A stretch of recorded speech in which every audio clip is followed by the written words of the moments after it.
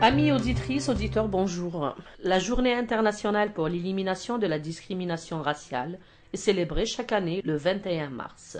Ce jour-là, en 1960, la police ouvre le feu et tue 69 personnes lors d'une manifestation pacifique en Afrique du Sud contre les lois de l'apartheid.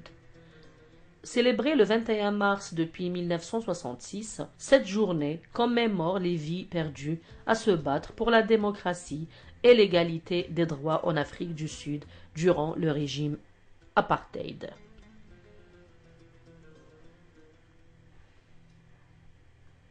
En proclamant la Journée internationale en 1966, l'Assemblée générale des Nations unies appelle la communauté internationale à redoubler d'efforts pour éliminer toute forme de discrimination raciale. Mais qu'en est-il de l'Algérie? C'est ce que notre ami Nawel a voulu savoir en s'adressant à M. Feras Farhat, que vous suivrez juste après le jingle. C'est moi la voix. Non, c'est moi la voix. Non, c'est moi la voix. Nous sommes la voix. Nous sommes tous la voix des sans-voix. Monsieur Farhat, vous êtes membre de l'association civique d'Oran, comité d'initiative et vigilance, d'accord, et membre aussi de forums sociaux. Soyez bienvenus. Merci et toujours ravi d'être parmi vous. Et mes hommages à vos militants de l'association SOS Disparus. Merci. Alors, Monsieur Farhat, en proclamant la journée internationale en 1966, l'Assemblée générale des Nations unies appelle la communauté internationale à redoubler d'efforts pour éliminer toute forme de discrimination raciale. Plus de 50 ans après, peut-on dire que l'humanité a réussi à avancer d'un pas selon votre propre expérience dans le domaine, Monsieur Farhat? Oui, pour répondre à votre question, il m'est très difficile de porter un jugement sur les avancées ou non de la communauté internationale. On peut dire qu'il y a eu certes quelques avancées, mais en même temps des retards. À mon sens, des retards liés à la vision d'un monde homogène où règne le diktat du marché, où règne une vision ultra-libérale, une vision de profit à tout prix, où règne aussi, si vous voulez, deux familles politiques. Pour schématiser un peu, grosso modo, on a dans ce monde deux grandes familles politiques. Une famille qu'on pourrait cataloguer de socio-démocrates, qui veille à ce que l'égalité soit érigée en principe, une égalité entre les hommes, sans discrimination aucune, ni de sexe, ni de langue, ni de race, ni d'ethnie, ni de religion, et une autre famille qu'on pourrait qualifier d'ultra-libérale, où règne beaucoup plus le credo, non pas de l'égalité cette fois-ci, mais de la liberté. La liberté au sens philosophique, bien entendu, du terme, c'est-à-dire la libre initiative et initiative privée. Voilà un peu les deux familles politiques. Une famille veille à ce que les discriminations raciales soient bannies et une autre famille qui encourage ces discriminations raciales faute de projets politiques humanistes. Voilà un peu ce que je pourrais dire, mais les avancées malheureusement ne sont pas à l'ordre du jour. Continuez de l'Algérie. Devrions-nous nous mobiliser pour les enseignements, les actions éducatives et l'ensemble de la société civile puissent entreprendre des initiatives visant à prévenir toute forme de discrimination ou de violence fondée sur l'origine ou de l'appartenance religieuse ou ethnique dans notre société. Et quel est donc le rôle de l'école algérienne dans ce cas-là? Oui, certes, nous devons rester vigilants, nous devons sensibiliser sur ce fléau grave qui est la montée de la xénophobie, du racisme et un certain discours qui se développe de plus en plus, véhiculé ici et là, Un discours qui consiste à dire que les migrants sont porteurs de maladies, de sida, sont porteurs de fléaux sociaux,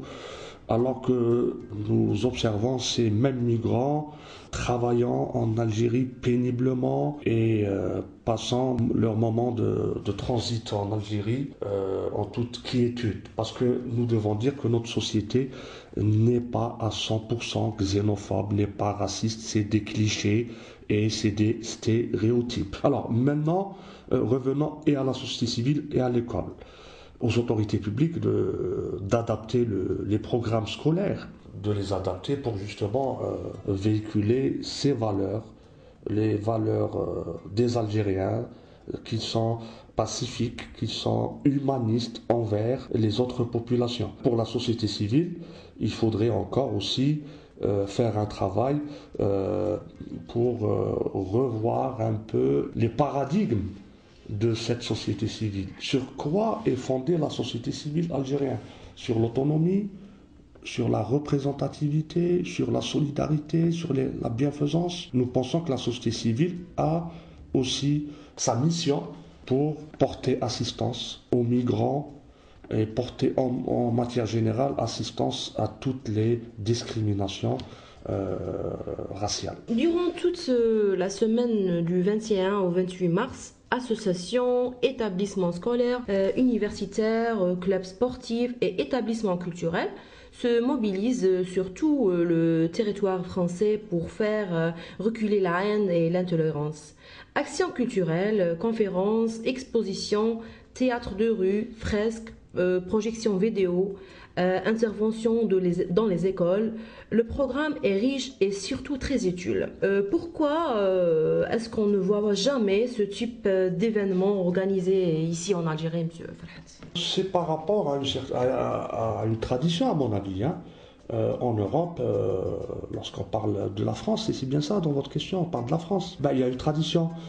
Chez nous, nous ne l'avons pas encore acquise. Probablement cette tradition.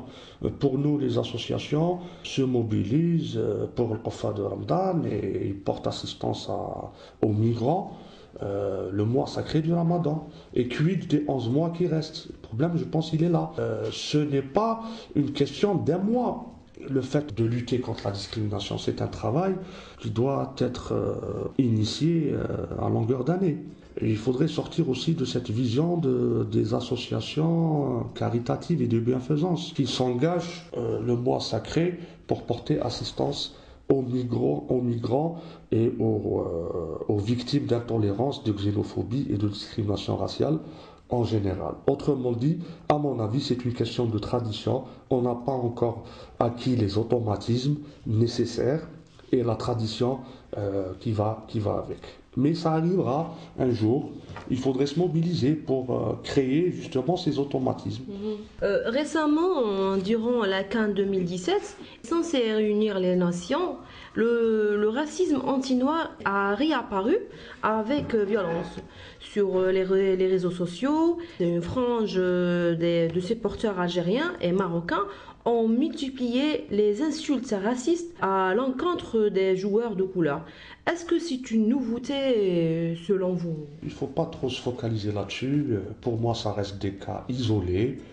Vous savez que le football, c'est un vecteur qui peut parfois véhiculer des comportements racistes. On le voit partout dans le monde. Une équipe qui perd un match de foot peut réagir d'une manière assez violente. Mais lorsque la même équipe gagne et lorsque dans la même équipe il y a des joueurs de couleur, on les félicite. Mais lorsqu'on perd, on leur porte le chapeau. Ça reste du football, ça reste des cas isolés. Ouais. Je ne pense pas qu'il faudrait trop s'attarder là-dessus et en faire une généralité. D'accord. Monsieur Farhat, avez-vous entendu les derniers propos de Farouk Qsenteini à l'égard des migrants? Oui, des propos assez choquants. Moi, je qualifie les incidents de l'Ibrahim comme... J'irai pas dire une déportation, non, le mot est trop chargé, il nous rappelle des souvenirs très douloureux.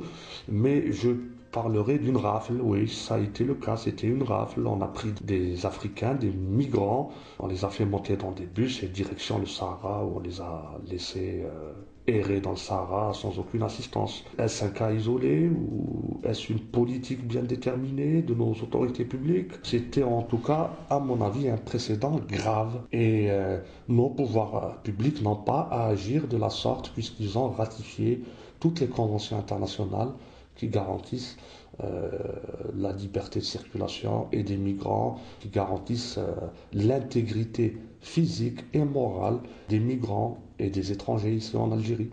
Ces migrants, je rappelle, qu'ils ne sont plus en transit, mais je rappelle que l'Algérie devient de plus en plus un pays d'accueil pour ces migrants. Alors, faudrait-il quand même leur assurer de bonnes conditions d'établissement dans notre pays. Le rôle du Croissant Rouge algérien n'est-il pas de tendre la main à ceux dont le besoin? Comment qualifiez-vous les récents propos de Saïda Benhabiles insistant sur le fait que l'Algérie a rendu service à ces migrants en les renvoyant chez eux? Ah oui, c'est inqualifiable ce genre de propos venant d'une institution, beaucoup plus, le Croissant Rouge. Intolérable ces propos. Toujours il est intolérable d'entendre ce genre de propos venus d'une institution censée défendre la tolérance, qui est le Croissant Rouge. Alors je ne vois pas comment on a rendu service à ces migrants en les renvoyant chez eux, alors qu'ils vont, sachant bien qu'ils vont revenir.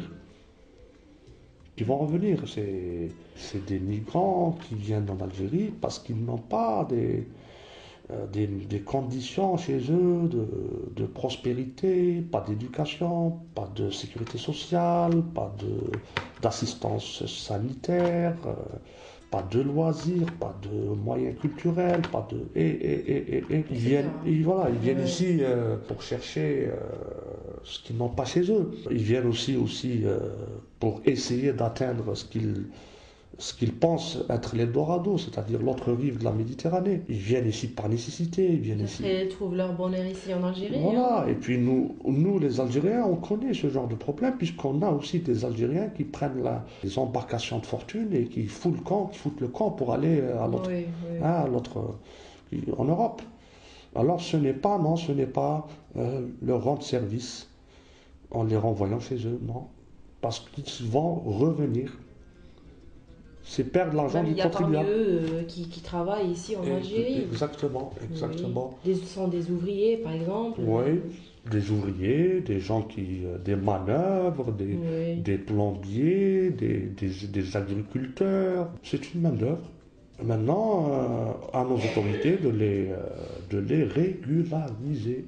Pour finir, Monsieur Farhat, où va l'Algérie dans le domaine des droits de l'homme? Alors, pour essayer de répondre à votre question, moi je suis un peu pessimiste. Pourquoi? Non pas parce que nos autorités n'émettent pas de la bonne volonté, mais parce qu'on n'en parle pas beaucoup des institutions et des associations censées défendre les droits de l'homme. Vous savez, dans une organisation humaine, j'allais dire, vous avez 3 grandes sphères. Vous avez la sphère publique, où on peut inclure le politique là-dedans. Vous avez la sphère associative, qui est une grande sphère très importante, où on peut inclure et les associations, et les syndicats, et les dynamiques politiques non agréées, et les associations autonomes de la société civile. Et vous avez la sphère du marché, où on peut inclure les sociétés de services, le secteur primaire, secondaire, tertiaire, quaternaire, le patronat. Et on en parle peu de la sphère de la société civile qui est à même de garantir les droits humains. Alors, quelle est la situation de l'Algérie? Avec 4 ou 5 ligues censées défendre les droits de l'homme, et on n'arrive pas à accorder les 4 ou les 5 violents, si j'ose dire, de ces ligues.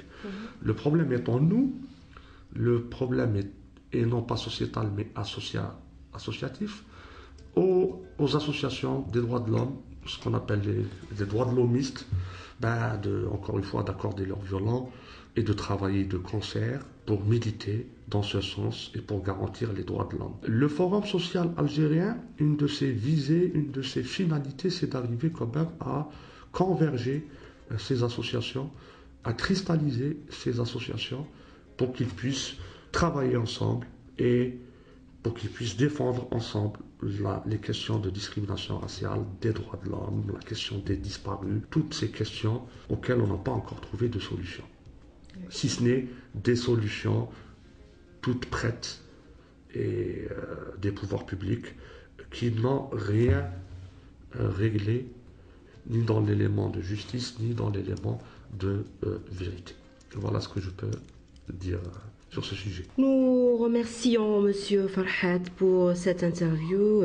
Chers auditeurs, à une autre interview avec Radio des Sans Voix. Merci, au revoir.